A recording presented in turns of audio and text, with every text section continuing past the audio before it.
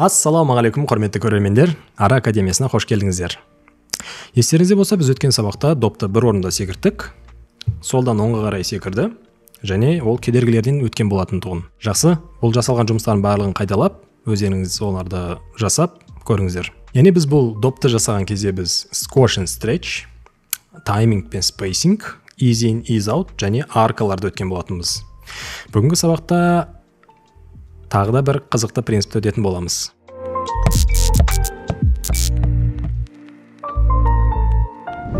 Сабағымызды бастамастан бұрын назарымызды экранға бір аударайық. Яғни біз мына көріп тұрған кісі, ол бәріміз білетін, яғни естігенде болатын шығармыз, бір рет болса да, ол Альберт Эйнштейн. Ол кісі не дейді? Nothing happens until something moves. Бірдеңке қозғалмаған жағдайға дейін ештеңке өзгермейді деп айтыпты. Нені айтып тұр, нені меңзеп тұр, соны қарастырайық. Бүгінгі сабақ осы темада болады. Яғни мен бұл сабақты Альберт Эйнштейннен бастап тұрған себебім, бұл білетіндеріңіз болатын болса, Альберт Эйнштейн ол физиканың атасы десек те болатын шығар. Біздің анимациямыз негізі физикаға өте қатты жақын. Анимацияны жасау үшін дұрыс физиканы жақсы білулеріңіз керек. Енді мына кісінің негізі мына картинасын қойыпты, бірақ өзіме мына картинасы қаттырақ ұнайды. Тілін шығарып тұрған гуфи көрінеді. Физикадан өткен біздің бірінші Ньютон заңы ғой деймін. Сол бірінші Ньютон заңында ол инерция туралы айтады. Инерция дегеніміз осы қозғалыс келе жатқан кезде, сол қозғалыста болатын өзгерістер. Соған болып жатқан өзгеріске реагировать ету. Инерцияның негізі үш түрі болады. Inertia of rest дейді, inertia of motion, inertia of direction. Енді оны қазақша аударатын болсақ, inertia of rest, яғни тыныш күйде тұрған заттың инерциясы. Оны біз мысалға айтатын болсақ, біз автобуста тұрмыз делік та. Автобуста тұратын болсақ, ұстап тұрмыз мынандайды. Және автобус жүре бастады. Не істейміз? Оңға қарай газ басты. Біз бүйтіп артқа қарай барамыз да, сосын қайттан келеміз. Кенет мына алдынан бүйтіп біреу кесіп алдынан өте қалды да, сол кезде автобус резко тормоз басады, сол кезде біз деп ұшып кетеміз ғой, дұрыс па? Яғни сол инерция барлығы осы күнделікті күнде болып жатқан нәрселер. Бұл жақтағы inertia of rest дегеніміз, яғни біз тыныш тұрған күйден басқа бір күш әсер еткеннің арқасында бұлай артқа қарай кеткеніміз ол инерция. Яғни тыныш тұрған денеге сыртқы күштің әсер етуі. Немесе мынаның астында жазып қойыпты, pile of Tarom coins, дұрыс оқылмайды, бірақ мынандай деп елестетсеңіздер болады. Айталық мынандай көп тиындардың бағаны бар. Сырттан мынандай қатты күшпен келіп, итеріп қалған кезде, анау тиын келіп, мына ең астындасын ұрған кезде, астындасын ұшырып жібереді, мынау астына қарай құлайды. Бұлардың барлығы тыныш тұрған денеге сыртқы күштердің әсерінен болған әсер десек болатын шығар. Немесе мынандай бір ойын бар еді, естеріңізде болса, осындай блоктарды қояды. Блоктар бірінің үстіне бірін қойғаннан кейін барып, мынандай бір балға сияқты болады. Соны бүйтіп четтен қатты тұрған кезде, ана ішіндегі балғасымен бірге бүйтіп бір блокты ұшырып түсіреді. Сосын үстіндегі блок пуп деп түсе салады. Немесе тағы мынандай бір мысал келтіруге болады. Стакан болса, мысалға, мынау стакан болатын болса, соның үстіне мынандай бір тегіс бір қағаз қояды. Оның үстіне бүйтіп бір тиын қойып қояды. Бүйтіп тұрып, деп суырып салған кезде тиын астына түсіп кетеді. Соның барлығы тыныш тұрған денедегі инерция десек. Осы бірінші аумақты қамтимыз. Екіншісі inertia of motion дейді, яғни қозғалыстағы инерция. Ол бізде негізінен кенет жерден қозғалыстың азайғанынан осы бірге келе жатқан жылдамдықтың әсері беруі. Мәселен, мына бірінші сіздерге таныс шығар. Кез келген машинада отырсаңыздар да, мысалы өздеріңіз машина айдап кетіп барасаңыздар, немесе пассажирскийде отырсаңыздар, машина келе жатады, жылдамдық. Сіздер отырсыздар, мына жаққа белбеу тағып алғансыздар, сақтық белдеуін. Сөйтіп келе жатып, алдынан бір ит шығып қалды да, сол кезде шофер тұрады, резко бүйтіп деп тормоз басқан кезде, мына қасындағы адамдар барлығы бүйтіп алдыға қарай кетеді. Неліктен алдыға кетеді? Сол мына біз кез келген дене қозғалған кезде, мысалы мынау айталық 1 км/сағатпен жылып кетіп жатыр да. И мына үстінде отырған дене ол да осының жылдамдығына тең болады. Екеуі бір бағытта бір жылдамдықпен кетіп бара жатады. Яғни мына үстіңгі дененің де жылдамдығы 1 км сағатына.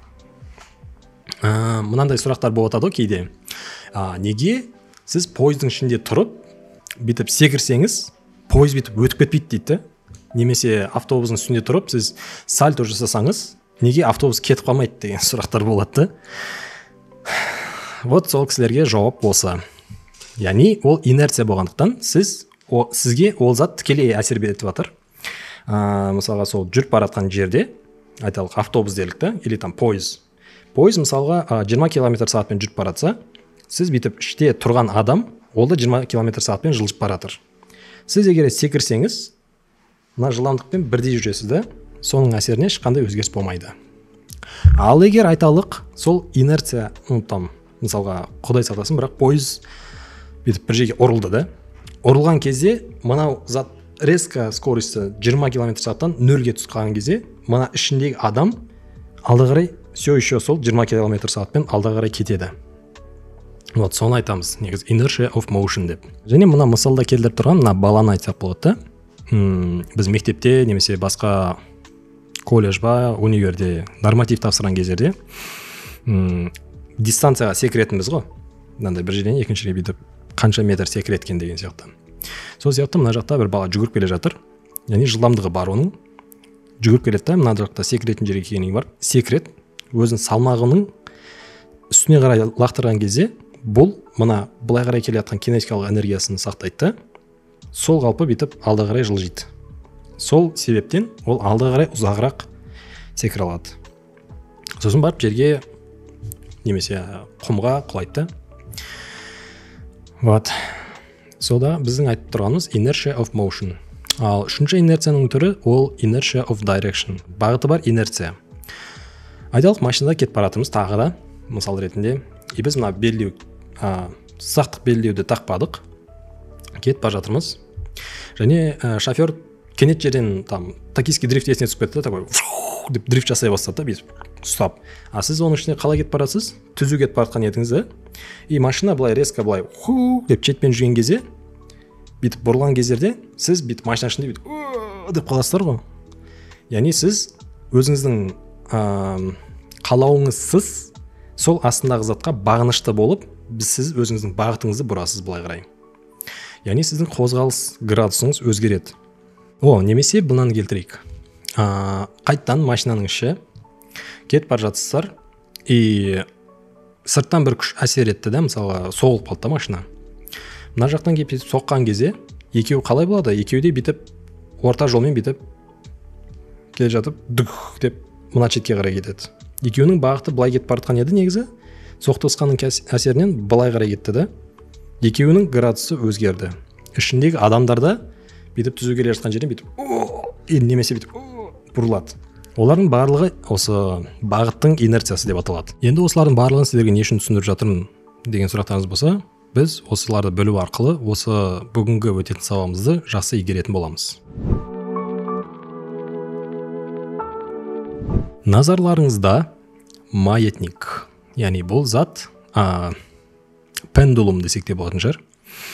Қарап тұрсаңыздар, бұл қарапайым нәрсе, яғни жоғарғы жағында мен сіздерге уже алдын ала анимациясын дайындап қойдым.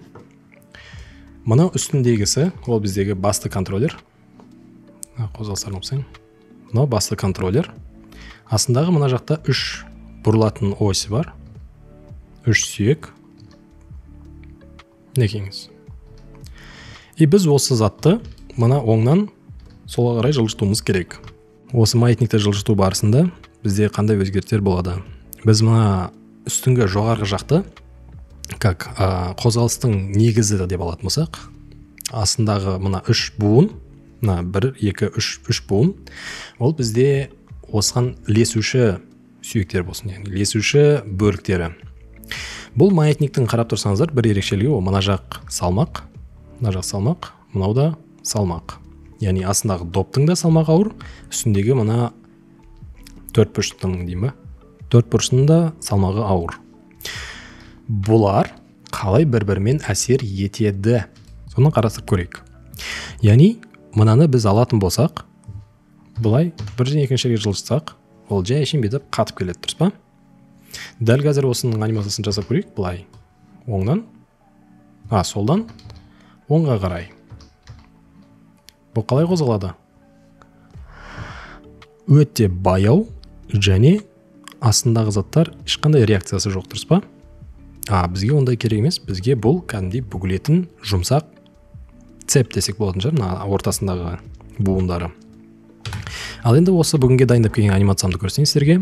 Ол бізде пендулумның регуларын көрсек, яғни жасалған бірінші анимация қалай көріну керек. Мына жақта relationship lines дегенде өшесілін. Так, мінекеңіз. Мына жақтағы экранға қарасаңыз да болады шығар. Плейді басайық.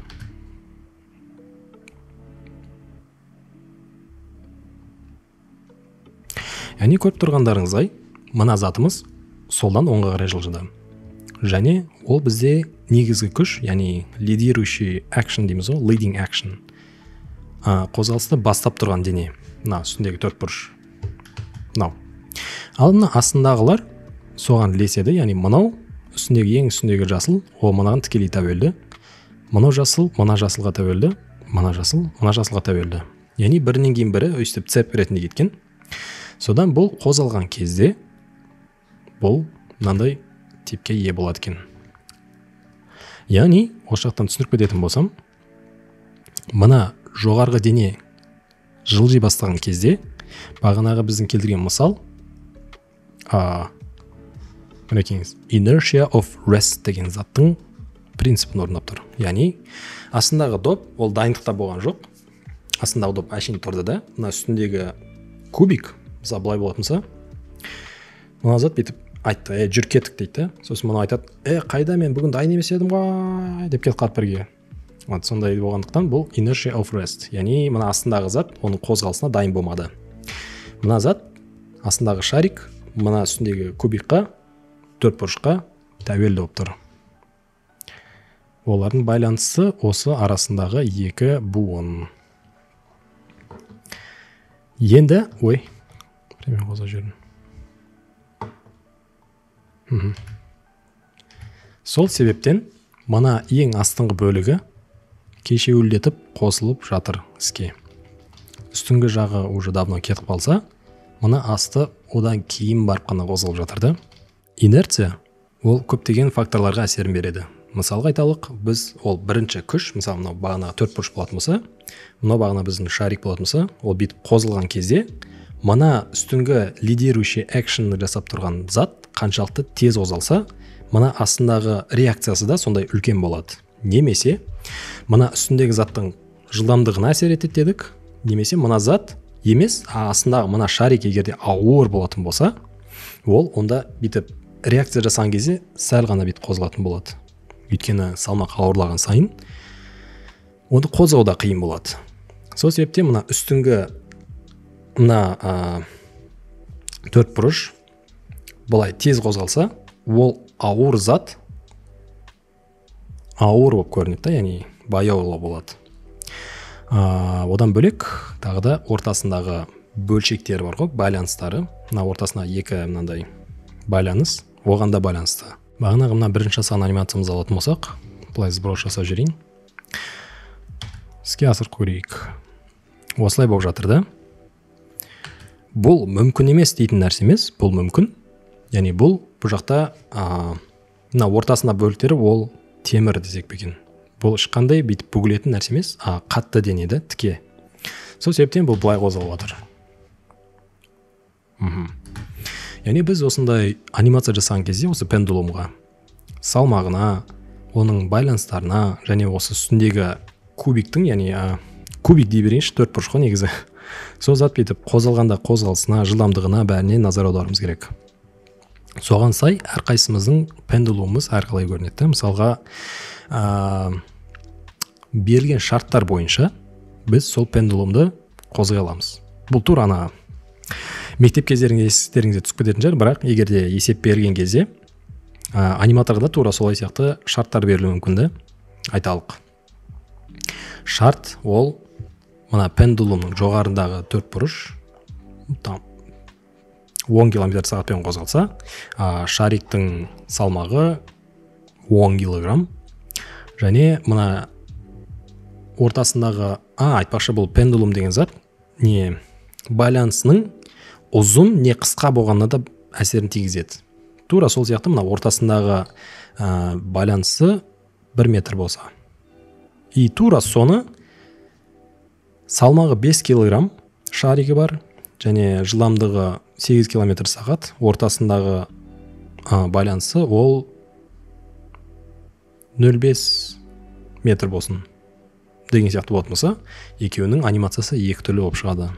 Біз аниматор бола тұра соның барлығын игеруіміз керек.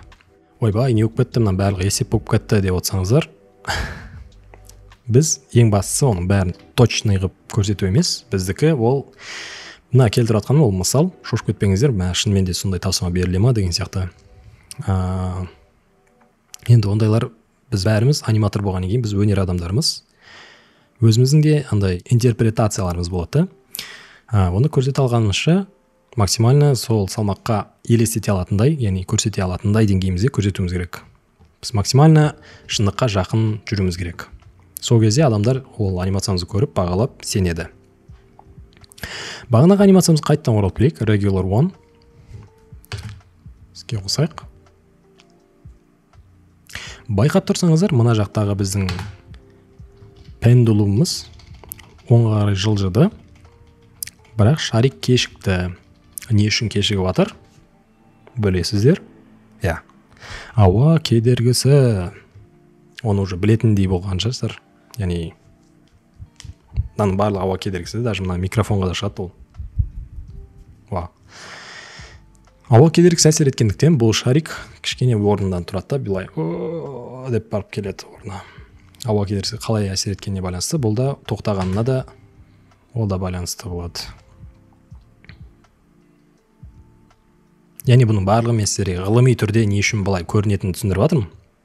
Жалпы сіздер түсінсеңіздер болды. Бұл қалай қозғалып жатыр және не үшін ондай кешігу болып жатыр, және инерция дегеніміз не, шын өмірде ондай заттар қалай қозғалады, соның базасын білсеңіздер, сіздердің анимацияларыңыздан ешқандай шатасу болмайды деп сенемін. Бұлардың барлығы біз өтіп жатқанымыз ол техникалар. Біз техниканы игеріп алсақ, түсініп алсақ, оны бүйтіп қайталап отыруымыздың қажеті жоқ. Әрине қайталау білім анасы дейді, қайталағаннан зиян демейді, бірақ білуіміз керек. Ол уақыт өте келе уже біздің подсознание кетіп қалады да, профессиональный деңгейде аниматор бола тұра. Сосын біз уже интересный заттар жасай бастаймыз солардан. Так, regular көрсеттім. Мына жақта егер қарап отырсаңыздар, мына 3 ось, мен сіздерге қазір допшитті ашып көрсетейін. Допшит деймін ғой, граф эдиторды. Ctrl-Tab. Мынау и мынау керек. Мен мына жақта әдейі вот міне chain 1 деген бізде мынау, chain 2, chain 3. Осы 3 сүйек бар бізде. Солардың әрқайсының мынандай осьтарын шығарып қойдым. Үшеуі де тек қана бір оспен қозғалып тұр. Қазір X деген. Назар аударсаңыздар, мынаны мен өшірейін, мынаны өшірейін. Сіздер қазір көріп тұрған тек қана ол ең бірінші chainның қозғалыстары. Мінекеңіз. Астындағылар оған тәуелді. Екінші chain'дікі ол мынау. Мынаны сіздерге көрсетіп жүрейін. Вот. Міне. Үшінші chain'іміз ол давай. Мінекеңіз. Яғни 3 анимация бірінің үстіне бірі киіліп тұрды. Сіздерге қосып берейін. Визуально көрінікті болатындай. Мінекеңіз 3 ось бірінің үстіне бірі жатыр. Мына бет көтерсем, екіншісі шығады. Мына бет көтерсем, үшіншісі шығады. Бұлардың барлығы жақсы, жаман емес результат беріп тұр. Мінекеңіз. Бұлардың барын қалай қол жеткіздім, соларға тезірек түсіндіріп жіберейін. Бірінші кадрға барайық. Бұлардың барлығы мен бүйтіп қозғаған кезде, бүйтіп қозғаған кезде, мынаны бүйтіп біртіндеп бұрып шықтым десем өтірік айтқаным болады. Мен олай істемедім. Мойындау керек. Оның орнына мен мынандай бір жеңіл жолын іздедім. Яғни мына 3 осьті бір уақытта қалай бұруға болады. Яғни бір r-ді басу арқылы үшеуін бірге бұратындай. Ол үшін бізге өткен сабақтарда қараған болсаңыздар, origin point, яғни pivot point дегенді өткен болатынбыз. Яғни бұру нүктесі. Сол мына жоғары жақтағы global деген осьтың қасында мінекейіңіз. 3D курсор десек, median десек, active десек, ол бір ғана сүйекті бұрайды. Мысалға, битсем, ортасындағысы берілген тұр, битсем, үстіңгісі, битсем, соңғысы. Бізге үшеу бір уақытта қозғалатын керекті. Оған жауапты бізде individual origins деген бар. Яғни әр қайсы сүйек өзінің осі бойынша. Өткен сабақтарда естеріңізде болса, біз әрбір сүйектің өзінің осі болады деп айттық. Локальный осьтары. Сол локальный осьтарын пайдалана отырып, ол әрбір сүйекті сіздің R басқаныңызға реагировать етеді. Былай жұмсақ rotation болады. Көрсетейін сіздерге. R-ді басам. Көрдіңіз бе? Үшеуі бір уақытта реагировать етіп жатыр. Бір R деген точкаға. Тура осылай мен мына жаққа қалып келдім да. Сөйтіп жарты жолға алып келдім да, бүйтіп R-ді басып бұра салдым. Негіз былай тұрған, мен оны бүйтіп бұрдым. Қарапайым ғой, солай ма? Мына жаққа келеді, келесін бүйтіп бұрасың, такой. Мына жаққа келіп бүйтіп бұрасыздар. Мына жаққа келіп бұлай. Тура солай бүйтіп тоқтағанға дейін жасайсыздар. Қарапайым ғой, солай ма? Я, бұның ешқандай қиындығы жоқ. Көріп тұрсыздар ғой. Сіздерге физиканы айтып, шошытып алмайын. Түйсіктеріңізде болсын деген ғой. Не үшін қозғалып жатыр десеңіздер, деген сұрақ болатын болса, сіздер там аңқайып, просто солай қозғалсын деп айттым демеу үшін да. Сіздер ғылыми түрде не үшін олай болып жатқанын табиғатта, табиғи құбылыс ретінде түсіндіре алатындай мақсатта түсіндірдім. Кейін жұрттарға айтып мақтанатын боласыздар. Инерция дегеннің 3 түрі бар деп. Так, енді келесіне кірсек. Байқадыңыздар, мына 3 ось бірінің үстіне бірі киіліп тұр. Бұны біз анимацияда жасасақ болады, бірақ мынандай бір техника бар. Offset деген қазақша бір тілесін еткенен. Offset біреуді ұрысып шақырып жатқан сияқты.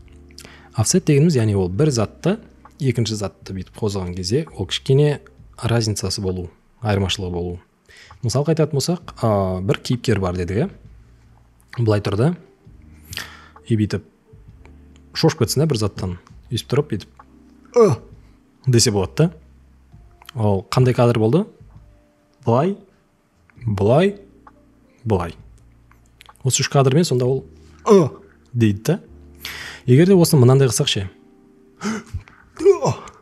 десек та, ол жерде мысалы мен мына иықтың қозғалысын бүйтіп мыжылған кезде бүйтіп көтердім да, бүйтіп үстіге көтеріледі. Яғни мынаның қозғалысы бастыкіне тәуелді емес, бүйтіп көтерілген кезде мыналар былай, сосын барып орнына түседі да. Яғни әрқайсы бір-біріне тәуелді емес. Немесе мынандай деп айталық, кейіпкер былай оң жаққа қарай қарады. Осылай тұрады да, бүйтіп қарады. Сіздерге скучно шығарды, кейіпкер тұрады, бұрылады. Оның несі қызық дейсіздер де.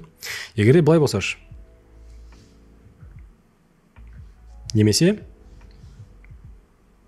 уже интерес бар шығар да. Бұл яғни мен осы бас пен дененің қозғалысын офсеттедім анимацияда, яғни кешігумен біреу мысалы болып кетті анимациясы, одан кейін екіншісі орындалды. Мысалы, қайтадан келтірейін да. Дене қозғалады. Бас. Яғни бұл арқылы біз кейінгі сабақтарда, болашақтағы сабақтарда біз acting сабақтар жасаймыз. Сол кездегі мынау бұрылудың өзінің түрлері осылай характер беруге болады. Мысалға бүйтіп мен сіздерге қарап тұрмын да, бүйтіп бұрылдым.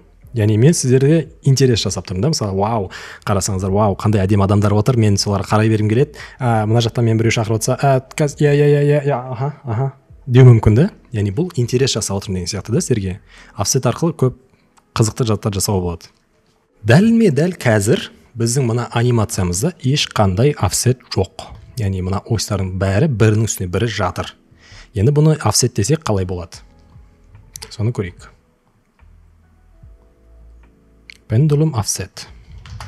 Некеңіз.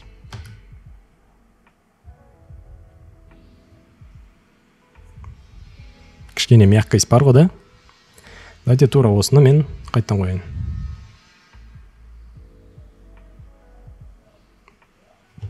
против.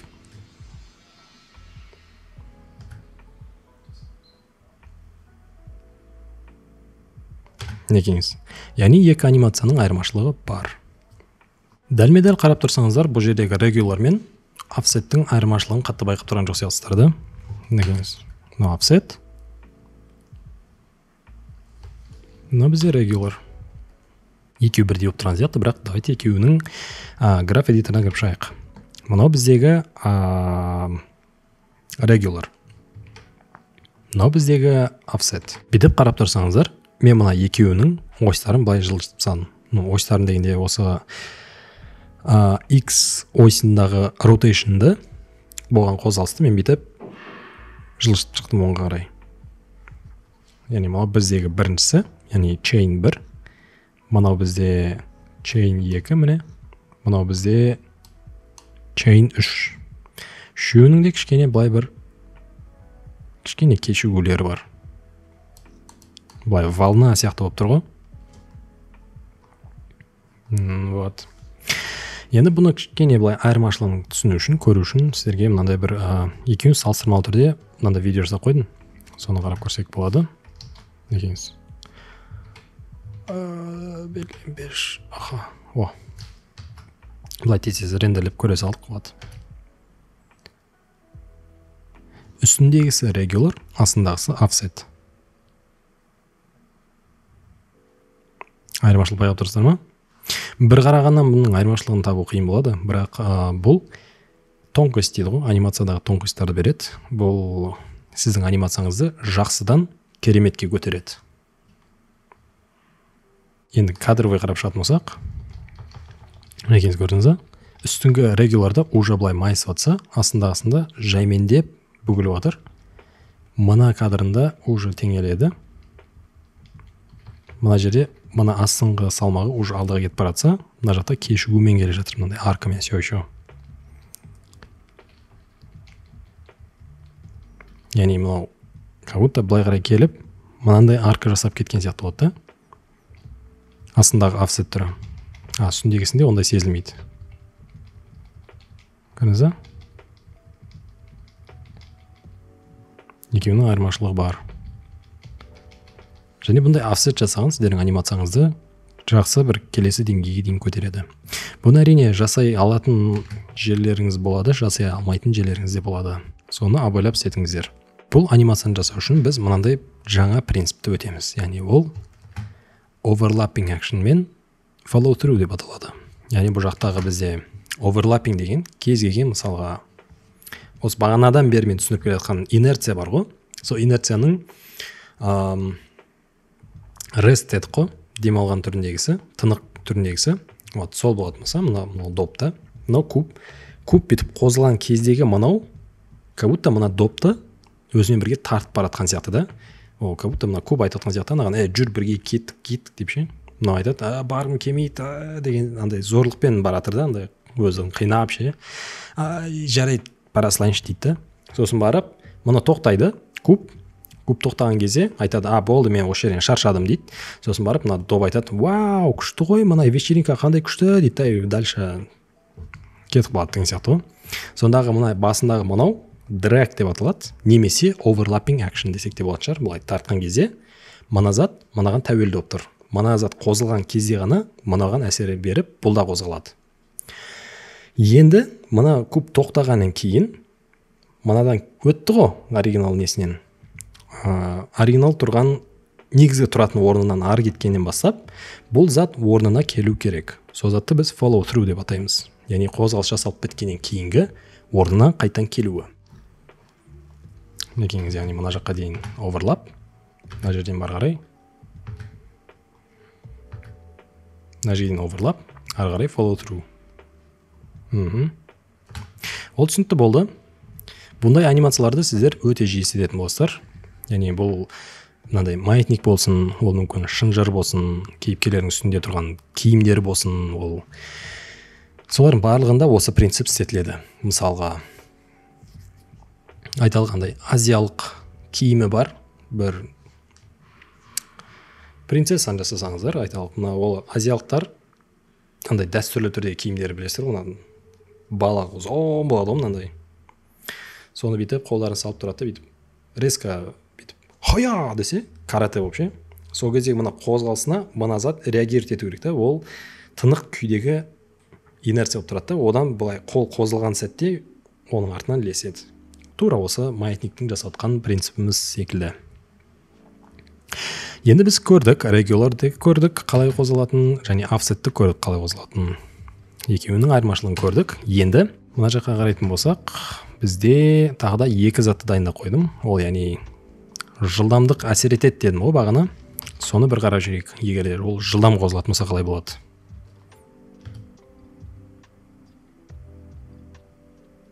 Тағы бір рет. Ой, алыс кетіп қалды ғой. 81-ден доктарик. Көрдіңіз бе? Яғни ол бірінші кездегі жылдамдығы тез болғандықтан, мына артындағы ілесіп жатқан шаригі да соған соответственно бүйтіп жұлқыну керек та алды қарай. Негеңіз. Және мына жақта тартып баратқаны уже почти жермен горизонтальный десем де болады шығар. Сондай да тартылады да. Бірақ қайтып келген мезеттен бастап бұл зат үстіндегісі ол тоқтап артына кеткен кезде оның астындағылар соған тәуелді болғаннан кейін мұны бүйтіп артқа кеткен кезде мыналар алдыға кетеді, оның астындағы да алдыға кетеді. Сол себептен бізде былай мынандай эффект пайда болады да. Осылай. Тура осыны біз ақырындатсақ қалай болады? Slow. Ой, мынау. Все, енді көрейік. Негеңіз? Ақырын болса, астындағы затта ақырын қозғалады. Яғни, оған қатты инерция әсер еткен жоқ, бірақ әсерін тигізіп жатыр. Ауа кедергісі сәл ғана болып жатыр, себебі жылдамдық аз. Сондағымыз регулярды көрсек.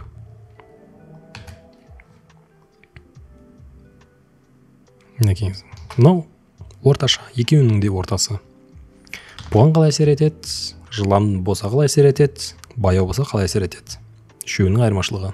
Яғни естеріңізде болсын, кез келген осындай маятник секілді затты анимировать ететін болсаңыздар, ол жақта мынаның бүйтіп бұрылғаны, не істегендері барлығы бір-біріне байланысты болады. Яғни ең астындағы тұрған салмақ, сол салмаққа мына жоғарыдағы әсер етіп жатқан күш қалай әсерін береді. Біріншісі міндетті түрде ол ең жақын болғаннан кейін ең қатты әсерін беретін сол ең біріншісі. Одан кейін сигналды қабылдайтын екінші бөлігі, одан кейін үшінші бөлігі. Яғни үшінші бөлігі сол салмаққа өте жақын болады. Кез келген осындай ұзын денелерді, яғни осындай директ жасалатын денелердің барлығын жасаған кезде, осы принципті естеріңізде сақтасаңыздар жеткілікті.